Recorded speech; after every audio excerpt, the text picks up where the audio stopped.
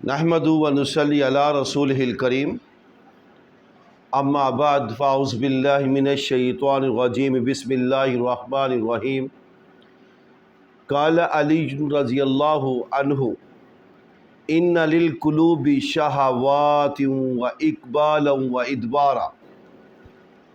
فأتوها من قبل شہواتها و اقبالها فإن القلب إذا أكره عمي۔ حضرت علی رضی اللہ تعالی عنہ نے فرمایا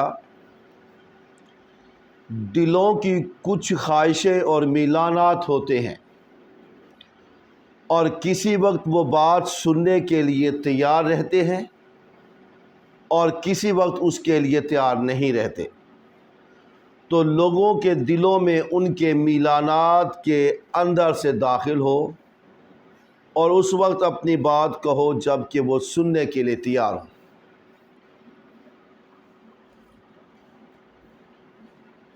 اس لیے دل کا حال یہ ہے کہ جب اس کو کسی بات پر مجبور کیا جاتا ہے تو وہ اندھا ہو جاتا ہے اور بات قبول کرنے سے انکار کر دیتا ہے۔ محترم ناظرین، میں نے آپ کے سامنے کتاب الخراج میں سے حضرت علی رضی اللہ تعالیٰ عنہ کی یہ حدیث، یہ قول، یہ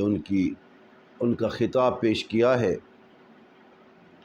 اس میں حضرت علی رضی اللہ تعالیٰ عنہ امت مسلمہ کے واعظین کو فرما رہے ہیں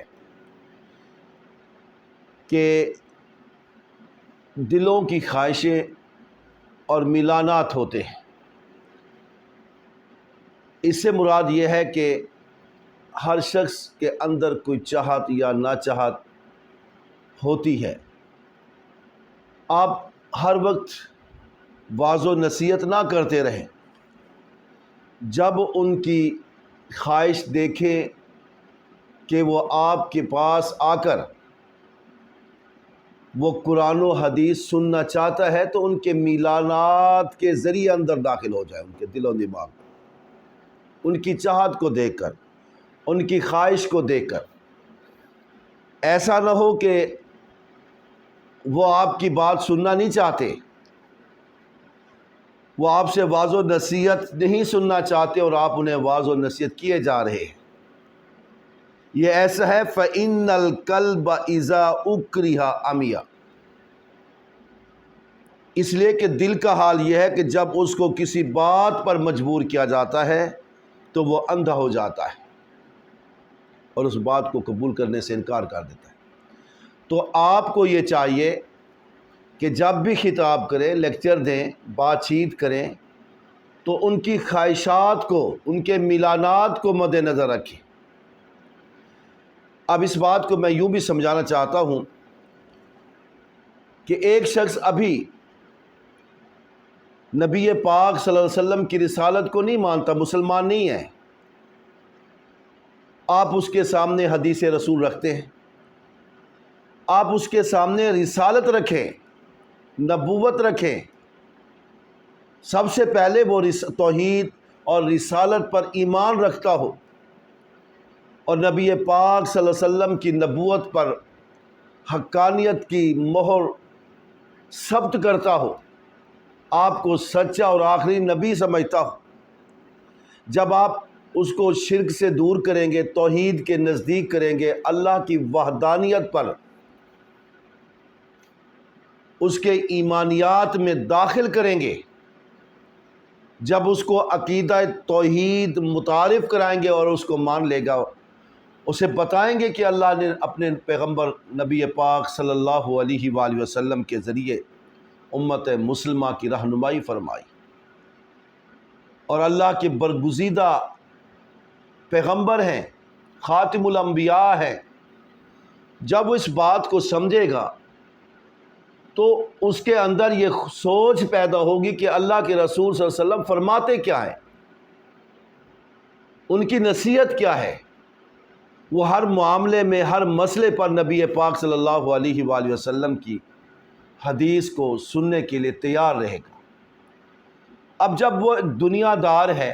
بظاہر کلمہ گو مسلمان ہے، وہ دین کے نزدیک نہیں آتا، وہ کاروبار کرتا رہتا ہے، کاروبار بھی وہ اپنی دنیاوی نہج پہ کرتا ہے،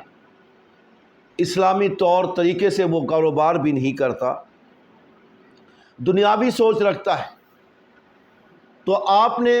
اس کا ذہن بنانا ہے، اس کے اندر ارج پیدا کرنی ہے، اس کے اندر دین کی طرف راغب ہونے کے لیے خواہش پیدا کرنی ہے کہ دین پر عمل کرنے سے آپ کی دنیا بھی بہتر ہوگی اور آپ کی آخرت بھی بہتر ہوگی۔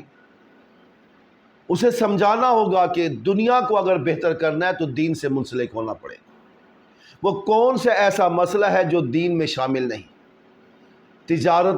دیکھ لیں، عبادت دیکھ لیں، معمولات زندگی دیکھ لیں، شادی بیاہ دیکھ لیں، غمی اور خوشی دیکھ لیں، دین اسلام نے ہر ایونٹ پر دین نے ایک رغبت دلائی اور رہنمائی فرمائی۔ اسے حضرت علی رضی اللہ تعالیٰ نے فرمایا، جب دیکھو کہ لوگوں کے دلوں میں خواہش ہے، میلان ہے، وہ آپ سے کچھ سننا چاہتے ہیں تو آپ انہیں سنائیں۔ اگر آپ مجبوراً انہیں سنائیں گے تو ان کا دل اندھا ہو جائے گا، اور اندھا جس کا دل ہو جاتا ہے وہ قبول کرنے سے انکار کر دیتا ہے۔ یہ حضرت علی رضی اللہ تعالیٰ شیر خدا، خلیفۃ المسلمین، امیر المؤمنین، خلیفہ چہارم، داماد رسول اور حسنین کے بابا فاتح خیبر رضی اللہ تعالی عنہ کے یہ فرمودات ہیں۔ ایک اور جگہ پر اللہ کے رسول کے یہ پیارے داماد حضرت علی المرتضیٰ فاتح خیبر فرماتے، قال علی ابن ابی طالب رضی اللہ عنہ، الفقیہ کل الفقیہ من لم یکنت الناس من رحمت اللہ ولم یرخص لهم فی معاصی اللہ ولم یؤمنهم من عذاب اللہ۔ حضرت علی رضی اللہ تعالیٰ عنہ امیر المومنین فرماتے ہیں، خلیفہ چہارم، داماد رسول، فاتح خیبر، حیدر کرار فرماتے ہیں، بہترین عالم وہ ہے جو لوگوں کو اپنی تقریر و واعظ سے اللہ کی رحمت سے مایوس نہیں کرتا، نا امید نہیں کرتا، اور اللہ کے عذاب سے انہیں بے خوف نہیں بناتا۔ مطلب یہ کہ ایسے انداز میں تقریر کرنی کہ جس کے نتیجہ میں لوگ اپنی نجات اور اللہ کی رحمت سے مایوس ہو جائیں، صحیح نہیں ہے۔ اور نہ یہ درست ہے کہ لوگوں کو اللہ کی غفور الرحیمی اور حضور نبی کریم صلی اللہ علیہ وسلم کی شفاعت کا غلط مطلب بتا کر انہیں اللہ کی نافرمانی کے لیے جری اور بے باک بنایا جائے۔ صحیح طریقہ یہ ہے کہ دونوں پہلو سامنے لائیں تاکہ نہ مایوسی پیدا ہو اور نہ جرأت و بے خوفی پیدا ہو۔ محترم ناظرین، عالم کا یہ طریقہ کار ہونا چاہیے کہ وہ اللہ کی غفور الرحیمی بتلا کر اسے گناہ پر آمادہ نہ کرے کہ اللہ تجھے بخش دے گا، اللہ غفور الرحیم ہے، اور نہ یہ بتا کر کہ حضور کی شفاعت ہوگی، ہم سارے بخشے جائیں گے۔ جو شخص اللہ کی توحید کو نہیں مانتا وہ غفور الرحیمی کا باعث یا اس کا غفور الرحیم کیسے اسے معاف کرے گا؟ کیا اللہ اسے نہیں پوچھے گا تو نے میری توحید کو نہیں مانا، تو شرک کرتا رہا؟ اور جو اللہ کے رسول کی رسالت کو نہیں مانتا، اطاعت نہیں کرتا، حدیث رسول پر عمل پیرا نہیں ہوتا،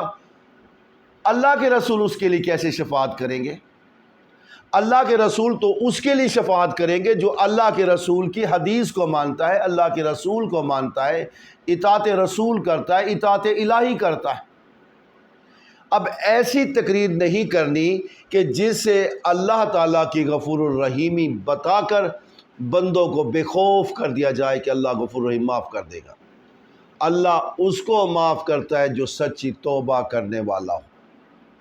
اللہ اس کو معاف کرے گا انشاءاللہ العزیز جو توحید پرست ہوگا، جو شرک کے نزدیک نہیں جائے گا۔ اللہ اس کو معاف کرے گا جو رسول کریم صلی اللہ علیہ وسلم کا متبع سنت ہو،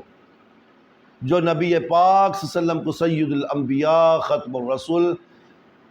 حضور ثقلین، شافع کوثر، شافع محشر سمجھتا ہو، اور جو اس کی بتائی ہوئی باتوں پر عمل پیرا ہوتا ہو۔ تو محترم ناظرین، ہمیں اس انداز میں تقریر کرنی ہے، تحریر لکھنی ہے، بحث کرنی ہے، ڈسکشن کرنی ہے کہ مسلمانوں کو اللہ سے بے خوف نہیں کرنا اور بے امید نہیں کرنا، اللہ سے خوف زدہ رہیں اور اللہ سے پر امید رہیں، نبی پاک صلی اللہ علیہ وسلم کی اطاعت کر کے شفاعت کے حقدار بنیں اور اللہ کی توحید پر عمل پیرا ہو کر اللہ کی رحمتوں کو سے مستفید ہوں۔